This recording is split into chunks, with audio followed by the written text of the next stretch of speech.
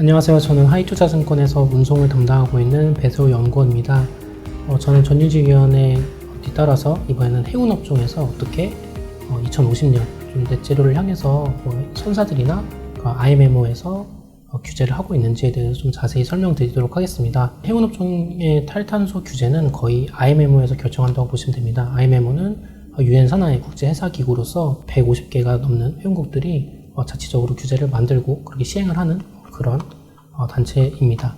IMMO의 해운업종 규제는 굉장히 오래전부터 시작이 됐는데요. 1970년도부터 시작이 됐습니다. 그때 당시에는 선박들이 배출하는 오수들을 좀 제한하는 그런 조치들이 줄을 이뤘다면은 본격적으로 97년도부터 온실가스를 절감을 하는 대책들이 논의가 됐는데요.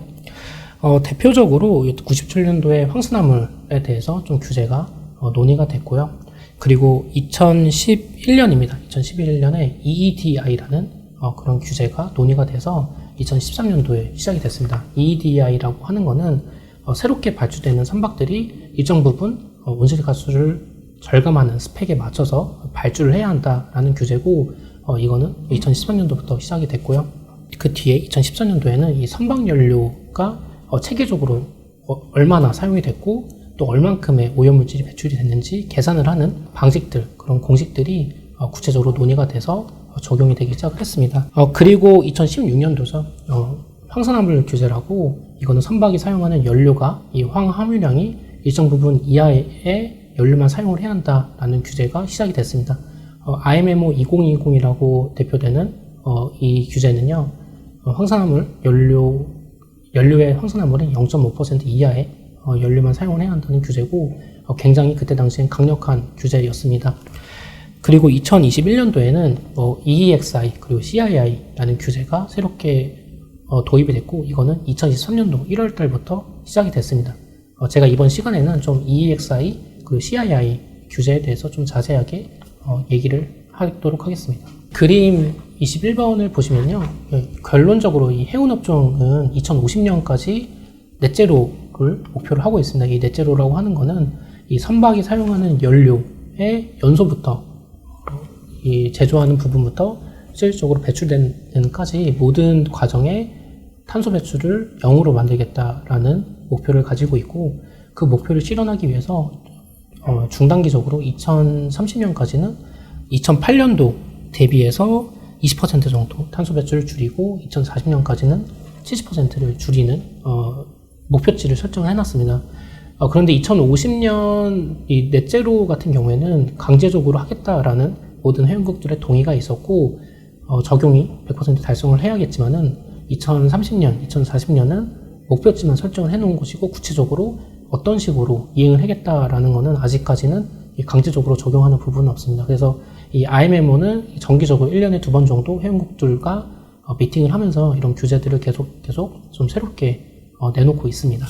네, 앞서 설명드린 EEDI나 그리고 황산화물 규제 같은 경우에는 이미 시행이 된 지 오래됐고, 이미 업계에는 다 일정 부분 적용이 됐습니다. 그래서 선사들의 대응이 지금 그렇게 긴밀하게 움직이지는 않는 규제이고요. 지금 선사들이 가장 좀 기민하게 대응을 하는 부분은 EEXI 그리고 CII 이 두 개의 규제가 있습니다. 제가 간단하게 말씀드리자면은 EEXI, CII 둘 다 이 선박들이 일정 화물을 일정 거리를 이동하는데 얼만큼의 이산화탄소를 배출하는지를 지수화한 것입니다. 근데 이 두 개의 이 규제의 차이가 있다면요, EEXI라는 거는 이 사전적으로 이 선박의 이 스펙을 가지고, 이 선박은 이 정도 스펙을 가지고 있으니까 이 정도의 배출량을 기록을 하겠다는 이 사전적으로 지수를 계산을 하는 그런 규제고요. 그리고 CII 같은 경우는 실질적으로 이 선박이 1년 동안 운행한 총 거리와 총 운항 화물을 바탕으로 해가지고 얼만큼의 이산화탄소를 배출했는지 실질적으로 정말 배출한 이산화탄소를 계산해가지고 이 선박의 효율성을 점검을 하는 그런 지표입니다. CII 같은 경우는. CII는 그래서 이 A부터 2등급까지 이 나래비를 세우게 되는데요. 가장 연료 효율이 나쁘고 이산탄소 배출이 많은 선박들 같은 경우에는 2등급의 등급을 받게 됩니다. 이 두 개의 규제를 두고 사실 이 선사들은 이 CII를 더 좀 두렵게, 좀 기밀하게 대응을 하고 있습니다. EEXI 같은 경우는 말씀드린 대로 사전적으로 체크를 하는 지표이기 때문에 만약에 이 선박의 스펙이 조금 모자른다 싶으면은 좀 강제적으로 엔진 출력을 제한하는 장치를 둔다거나 뭐 이러한 조치를 통해서 일정 부분 대응을 하는 반면에 CII 같은 경우는 진짜로 배출한 이산화탄소를 가지고 지수한 것이기 때문에 이거는 먼저 대처를 할 수 있는 방법이 조금 제한적이라는 것이죠. 그래서 좀 이 CII 등급을 어떻게 좀 헤쳐나가기 위해서 좀 선사들이 많은 대응을 하고 있다라고 보시면 되는데, 제가 그 부분에 대해서 조금 이따가 자세히 말씀드리도록 하겠습니다. 제가 CII 규제에 대한 선사들의 대응을 말씀드리기 앞서서 좀 CII 공식에 대해서 좀 자세히 설명드릴 필요가 있는데요. 제가 그래서 이 계산식을 좀 준비를 해왔습니다. 그림 25번을 보시면요. 이 Attained CII라는 것들을 구하기 위해서는 이 선박이 실질적으로 배출한 이산탄소 배출량을 이 선박이 운행한 거리와 이 용량, 이 캐파를 곱한 것에 나누는 값을 Attained CII라고 합니다. 이것의 특징은 뭐냐면은 바꾸기 쉽지가 않다라는 거죠. 운행하는 거리가 정해져 있을 것이며 이 선박이 운행할 수 있는 이 화물 용량도 정해져 있습니다. 그래서 이 선박의 스펙을 획기적으로 바꾸지 않는다면, 이를테면은 대체 연료를 사용을 한다거나 아니면 의도적으로 선속을 많이 늦추지 않는다면은 이 Attained CII라는 값은 크게 바꾸기가 어렵습니다. 그런데 이 CII 값, 제가 뭐 A부터 2등급까지 나눈다라고 하는데, 그거를 어떤 식으로 산출하냐면은 이 Required CII와 비교를 하게 됩니다. 이 두 개를 비교를 하게 되는데, 이 Required CII는 시간이 갈수록 바뀌게 됩니다. 뭐 여기서 굉장히 복잡한 제가 식을 가져왔는데, 핵심은 그거입니다. 그림 27번을 보시면요, 이 Z값이라고 하는 거는 2023년, 24년, 25년, 26년, 27년으로 갈수록 계속 이 상수가 올라가게 됩니다. 이를테면 23년도에는 여기에 이 Z의 자리에 5가 들어가고, 24년도에는 7이 들어가고, 그리고 25년, 6년도에는 11이 들어갑니다. 그러니까 이 Required CII라는 거는 시간이 갈수록 계속 내려가게 됩니다. 제가 예를 하나 가져왔는데요. 이 표 20번을 보면요, 제가 벌크선 기준으로 62,000 이 데드웨이 톤의 이 스펙과, 그리고 이 선박이 12,000마일을 운행을 했다. 그리고 이 선박이 배출한 이산화탄소는 이 3,500톤이다 라고 가정을 했습니다. 제가 설명드린 대로 이것이 변하지 않는다면 이 Attained CII는 시간이 지나도 똑같은 값을 가지고 있습니다. 그런데 이 Required CII 같은 경우는 이산화탄소 이 감축 개수를 적용을 해가지고 계속 내려가게 됩니다. 그래서 결론적으로 이 CII 등급을 산출하기 위한 이 값은 시간이 지나갈수록 내려간다라는 것이죠. 그래서 원래는 C등급의 배였다면은 시간이 지나면은 이것이 D등급으로 갈 수밖에 없고, 궁극적으로는 2등급으로 갈 수밖에 없습니다. 그런데 그렇다고 이 저등급의 배가 강제적으로 운항이 정지가 되는 그런 권한을 IMO는 가지고 있지는 않습니다. 물론 이것이 시간이 지나서 뭐 이것들이 강제로 운항을 멈추게 할 수 있는 그런 규제가 신설이 될 수는 있지만은 지금으로서는 이 선사들이 자율적으로 이 선박의 효율을 좋게 하기는 그러한 분석, 그리고 뭐 그러한 계획을 좀 제출하는 단계에서 다시 운항을 재개는 할 수가 있습니다. 다만 이 CII 등급이 왜 지금 선사들이 굉장히 기민하게 대응을 하냐면요, 어떤 배가 어떤 등급이 나오는지 이제는 우리가 모두가 알 수 있다라는 것이죠. 그래서 이 화주들 입장에서는 정말 많은 물량을 이동하는 화주들, 대표적으로 아마존이 될 수가 있겠고, 그런 철광석 같은 경우는 베일이라는 회사가 될 수 있겠고, 이런 화주들이 ESG 경영을 신경을 쓴다면은 2등급의 배들을 쉽게 사용을 할 수 없다라는 것입니다. 그래서 화주들이 자율적으로 우리는 2등급의 배를 사용을 안 할 수가 있는 것이고, 그리고 해운사 입장에서 2등급의 배를 가지고 있으면은 그래도 우리가 이 C등급, A등급으로 가기 위해서 이 선박들의 효율을 좋게 하겠다라는 이 계획서를 제출하게 되는 것이고, 그것을 일정 부분 지킬 필요가 있다라는 것이죠. 그래서 선사들이 대표적으로 사용하는 것들이 선속을 많이 감속을 시킨다는 건데, 만약에 선속을 20%, 30%, 40% 계속 무한적으로 선속을 늦출 수는 없습니다. 일정 부분 경제성이 안 된다라고 판단하면은 이 해운사들도 이 선박들에 대해서 이 폐선을 고려를 할 수가 있습니다. 그래서 이 두 가지 요인 때문에 이 CII 규제는 지금 이 해운업계에서 좀 중요한 화두가 되고 있다라고 제가 말씀드리고 싶습니다. 네, 제가 방금은 CII와 EEXI 규제에 대해서 간단하게 설명을 드렸는데 이거는 넷제로를 향해 가는 단기 조치일 뿐입니다. 뭐 더 막강한 규제들이 기다리고 있는데요. 지금 IMMO는 중기 조치를 논의를 하고 있습니다. 중기 조치는 뭐냐면은 연료율 표준제 그리고 이 온실가스 배출 가격제를 이 두 가지를 예를 들 수가 있습니다. 이게 무슨 말이냐면 이 선박이 사용하는 연료들, 이 연소부터 그리고 배출까지 이 모든 과정에서 이 배출하는 이산화탄소를 어떻게 계산할 것이냐라는 걸 세계적으로 계산할 것이냐라는 것을 지금 논의를 하고 있고요. 그리고 이 배출되는 이 탄소를 가격을 매긴다는 거죠. 조금 벌금 형식으로 가격을 매기는 이 조치를 결합을 하는 거를 지금 IMM에서 논의를 하고 있습니다.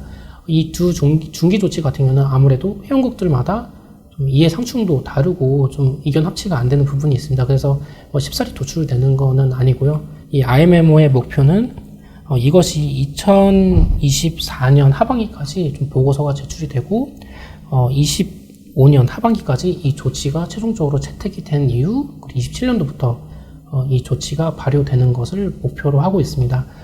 이것은 조금 먼 미래인데요. 제가 궁극적으로 말씀드리고 싶은 거는 이 IMMO의 해운 규제, 그러니까 정확히 말하면은 이 탄소 배출을 0으로 만들기 위한 이 먼 여정이 갈수록 타이트해지고 있습니다. IMMO는 이 단기 조치, CII, EEXI부터 중기 조치, 이런 온실가스 배출 가격제, 그리고 그 이후에 더 많은 규제들이 앞으로 더 타이트하면 타이트해졌지 느슨해지지는 않다라는 것들을 좀 제가 강조드리고 싶습니다.